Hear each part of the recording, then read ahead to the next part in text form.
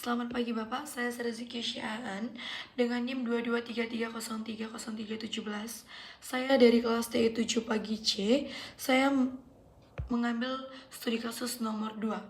Adapun kualitas perangkat lunak merupakan suatu tingkat kemampuan sistem yang memenuhi kebutuhan fungsional dan non-fungsional pada penggunaan sesuai dengan tujuan dari pengembangannya.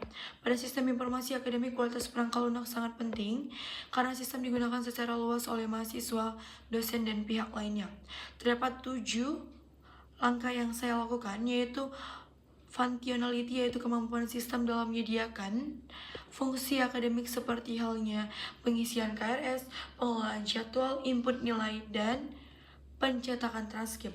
Yang kedua, reliabilitas, yaitu kemampuan sistem yang beroperasi secara stabil dan konsisten, terutama pada periode dan pengisian KRS. Yang ketiga, usability, yaitu kemudahan penggunaan sistem oleh berbagai jenis penggunaan. Yang keempat, performance efficiency, di mana sistem memberikan respon yang cepat dan efisiensi.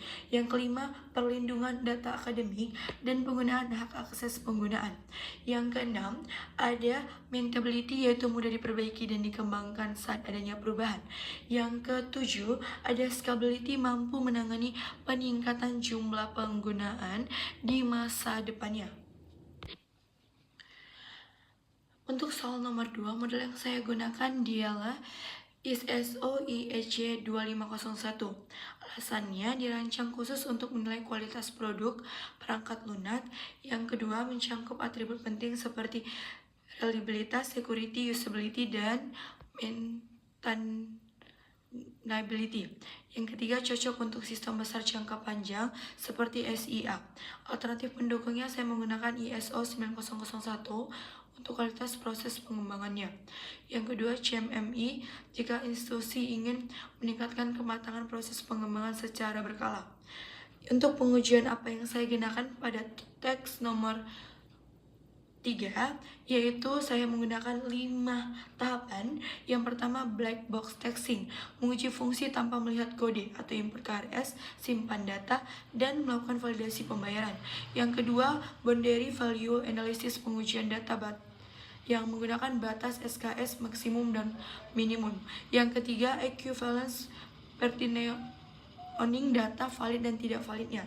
Yang keempat, security testing, uji akses ilegal, manipulasi pembayaran, dan SQL injectionnya. Yang terakhir ada integration testing, integrasi antara modul KRS, keuangan, dan database-nya. Adapun strategi pengujian yang saya gunakan, yang pertama, unit testing, yaitu menguji fungsi menyimpan KRS. Yang kedua, integration testing, menguji interaksi antara modul. Yang ketiga, system testing, menguji sistem secara keseluruhan. Yang keempat, performance and loading testing, simulasi ribuan user saat KRS digunakan. Yang keempat, security testing, di mana uji akses dan kebocoran data. Yang keenam, user acceptance testing, di mana diuji langsung oleh mahasiswa, dosen, dan admin. Ada ketujuh, regression testing dilakukan untuk setiap perbaikan bugnya. Nomor 5, jelaskan bagaimana proses manajemen defect-nya. Terdapat 6, defect logging, defect classification, defect assessment, phishing and rest testing. Yang keempat, phishing and rest testing. Yang kelima, regression testing. And keenam, defect closure. Untuk nomor 6, audit dan review yang saya gunakan, yaitu kode review, mengecek kualitas kode dan standar coding. Yang kedua, design review, review arsitektur dan database. Yang ketiga, requirement review, memastikan kebutuhan sesuai dengan proses akademik. Yang keempat, test case review, ada validasi skenario pengujian. Untuk yang terakhir, yaitu quality audit internalnya. Metrik yang saya gunakan untuk meningkatkan kualitas pada perangkat lunak untuk studi kasus nomor 2 terdapat 6. Yang pertama, defect density, yaitu jumlah bug per modul. Yang kedua, mean time between failure-nya. Yang ketiga, response time-nya atau kecepatan sistem saat diakses. Yang keempat, test coverage-nya, persentase fitur yang diuji. Yang kelima, user satisfaction index-nya, yaitu feedback dari si penggunanya. Yang terakhir ada yang keenam, availability, yaitu persentase waktu sistem aktif atau uptime. Terakhir, usulan langkah improvement proses kualitas yang dapat dilakukan untuk meningkatkan kualitas sistem ke depannya, yaitu menerapkan CIC atau CD dengan automate testing. Kedua, menggunakan load testing rutin sebelum periode KRS untuk pengujian beban secara berkala sebelum periode akademik. Yang ketiga, membuat standar pengkodean dan dokumentasi yang konsisten.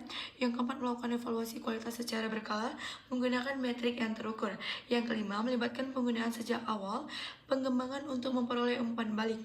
Yang keenam, evaluasi berkala menggunakan metrik kualitas. Yang terakhir adalah migrasi ke arsitektur yang lebih scalable. Dan untuk diagram proses pengujiannya seperti yang tertera pada diagram data pengujian yang telah saya terapkan pada gambar di atas. Berikut adalah flowchart manajemen defect, di mana untuk penjelasan terkait dari gambar tersebut sudah saya jelaskan pada soal nomor 4.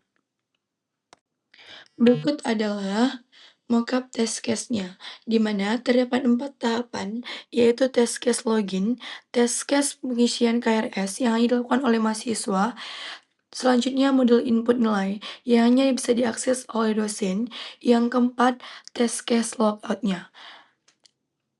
Penjelasannya sudah saya terapkan pada gambar. Sekian hasil dari presentasi. Untuk ujian UAS saya ucapkan terima kasih dan selamat pagi Bapak.